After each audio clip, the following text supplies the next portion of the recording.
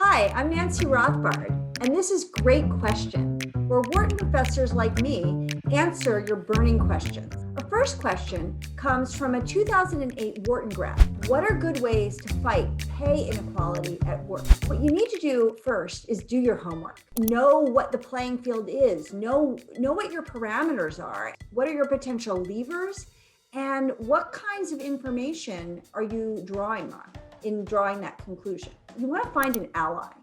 Find somebody who can help you with fighting this fight. Third, you want to find alternatives. If you're going to actually, try to negotiate for more equity in your pay, you want to make sure that you have alternatives that will increase your leverage and your power. And last, you need to ask. A lot of times we are silent. We just stew about this kind of inequality, and we find it really hard to bring it up. And so you have to ask with data, with information, with allies, and you need to do it in a relational manner.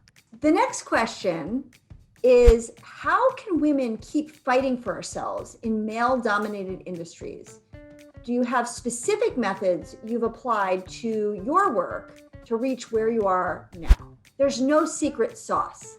It's honestly just a lot of hard work.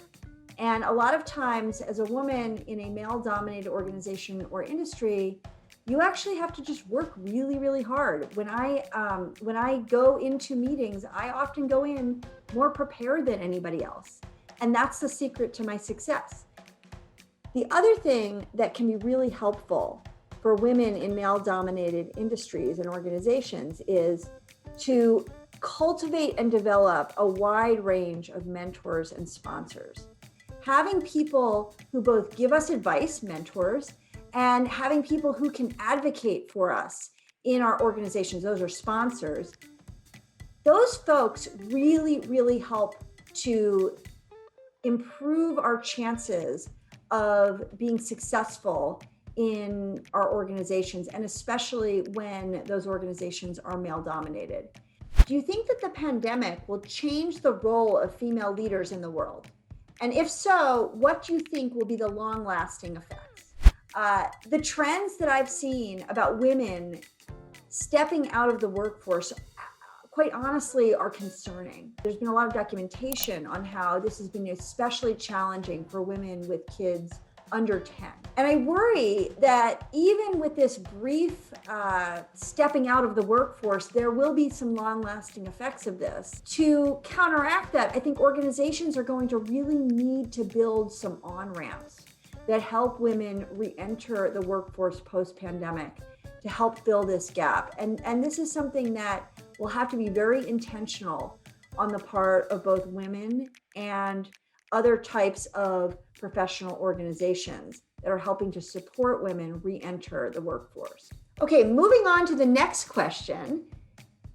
Please discuss the forefront of academic research of women on boards. Where are we at? So we're starting to see organizations like ISS and Glass Lewis, who are these advisory organizations and who issue guidance to people on institutional investors and other kinds of investors on how to vote their shares.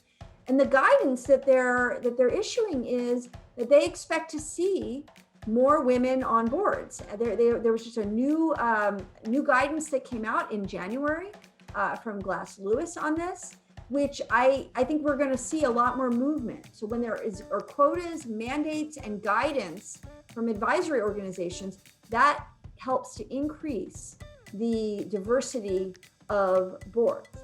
What we also see from the research on boards is, and this comes from some meta-analytic research, is that there are small but significant positive effects of women on boards in terms of internal accounting returns, in terms of the governance of boards, and as well as the strategic involvement of a board with the organization.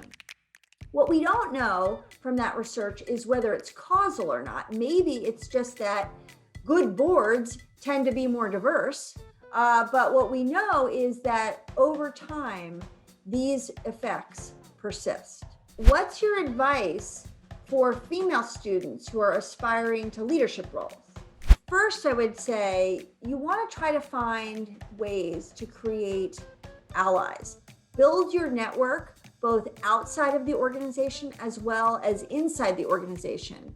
You want to think about the difference between calling out versus calling in. So both have a time and a place. Calling out inequities, calling out injustice can be really important at a certain time and place, but you also want to harness the power of your allies to be able to call people into a conversation around diversity and inclusion in ways that really allow people to learn and grow and be able to support you as a female leader in the organization.